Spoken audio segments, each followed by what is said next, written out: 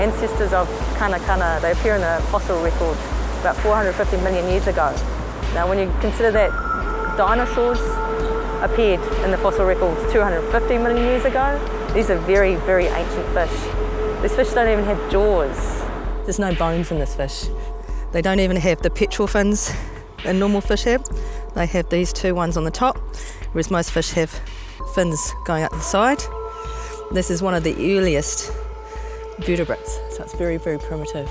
They're actually attaching onto the skin of a fish or a whale. They've got two little teeth coming up and working it and sucking off the blood. They've got a really bad sort of rep. They've been marketed as the vampires of the sea, but they're not. They're beautiful creatures and ancient and almost like the fossils of our waterways, and should be allowed to be here forevermore.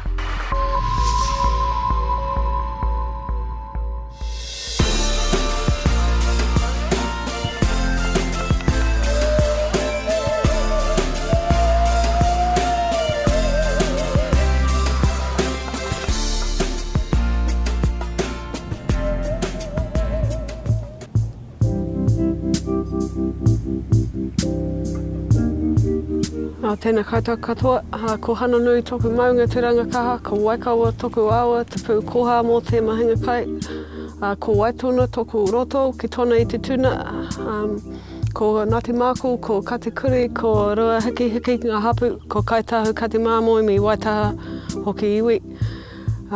Ko Waiau, ko Steph Blair toku ingoa. Nō reira, tēnā koutou, tēnā rā tātou katoa. For us growing up, a lot of the time was spent up there at night, gathering the kanakana.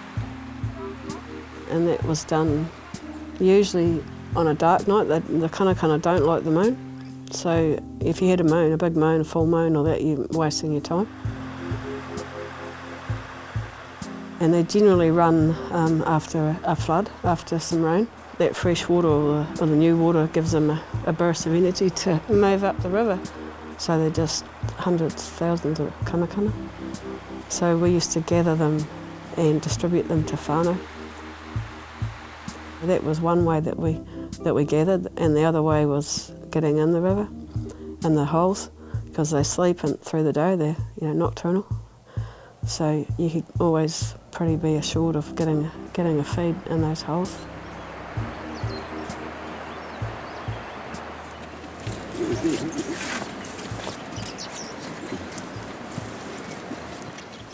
So Mahinga kai is one of our 9 tall trees of Ngāi Tahu. It was essential to the survival of our people, and I still believe that it is. I believe that Mahinga kai is one of the things that binds you to who you are and where you come from.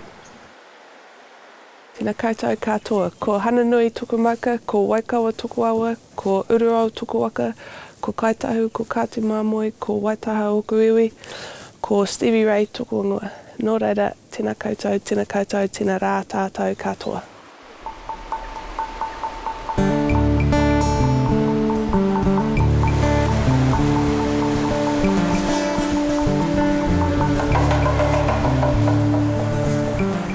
Stevie's just finished her environmental management degree last year. She's now currently working under Dr. Jane Kitson.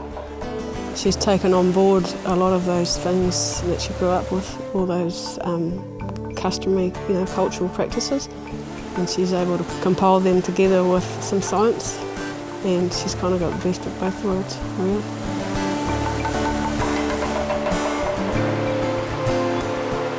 Duncan and Keith, they've been gathering kanakana for probably 50 or so years, maybe more, maybe less.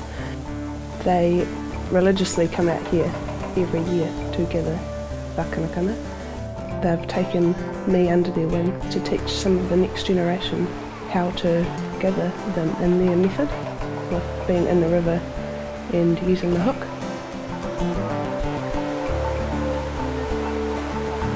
Apart from the fact they love eating the kanakana, is that they want to look after that species, and they want to know the answers to the questions that pop into their heads.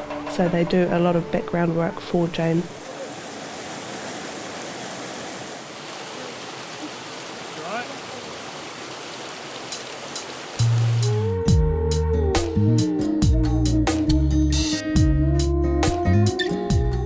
this fishery has declined in numbers, or whānau members are saying there have been less of them around. Science hasn't been able to really monitor the abundance because they're such a cryptic creature. They come out at night and they hide in the banks during the day, so it's not easily found by scientists. You have to have special ways of monitoring them, and the customary methods, because the whānau are out there and harvesting them and gathering them, they're the best methods to actually look at the species. They're a customary fish, they're not a commercial fish, and the people that love them the most and have done the most work with them are the customary fishers. They're pretty much the forefront of actually gathering the information. So this is a fish that's very much loved by the people, the whānau. But these are fossils, living fossils in our waterways now. Very special, and unfortunately they're having a hard time as well, with the numbers going down, with barriers preventing them going to their spawning areas, with water quality issues. And I just wanted to help with them. I am a scientist, ecologist, and also a whānau member. My story here is more in the science role. I felt in some ways that if I can help with the recording of the abundance and research, and help to add some of the knowledge that isn't there about the life cycle of the Kanakana.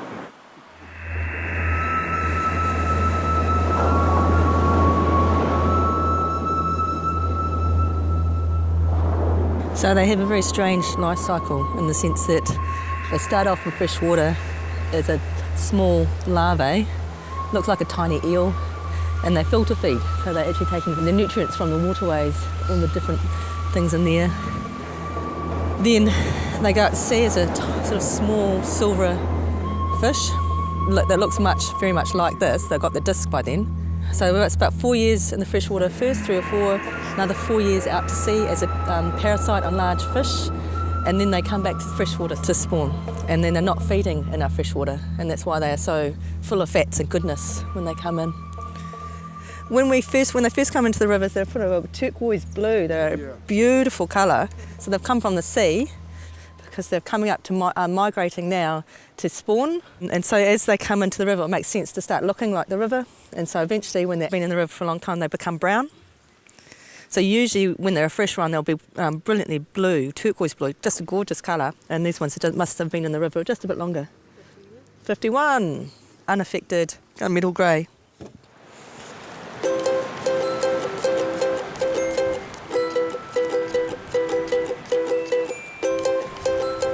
I was appointed a tangata-te-aki in around 2001, I think it was. So that's like a long time ago. So I guess it's a guardian of a particular area. My area is Awaroa. I guess it's my place, my standing place in my whānau, and I guess it's a responsibility I feel for us to look after the place and allow those things to be still there for the next generations.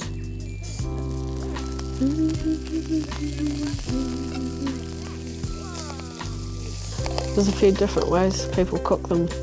I myself like them, quite well cooked because they have that gristle in them, and I don't like that chewy sensation, so I like them well cooked.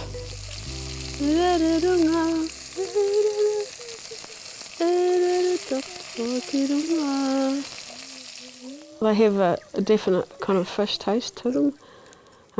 A lot of people think they taste like eel, but I don't think they taste like eel. I'm not sure. I don't know how to describe because there's nothing really that tastes like them. They're really rich. Once I could have ate probably 2 in a sitting, but one would be heaps now for me. You try it. Just try it, darling. Just put it in your mouth and try it, and then take it out if you don't want it. Good girl. Yeah.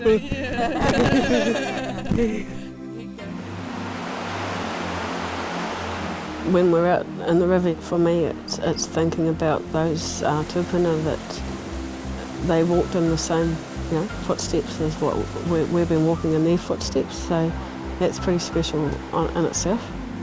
And then having the next generation like Stevie with me and a Tahu, my moko.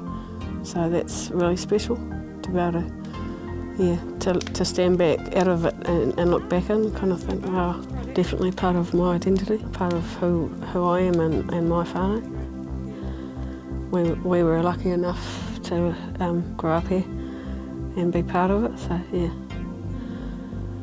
That old saying, I am the river and the river is me. Yeah, they're good. It's the best Kanakana region. Is it? I don't know what I've been doing.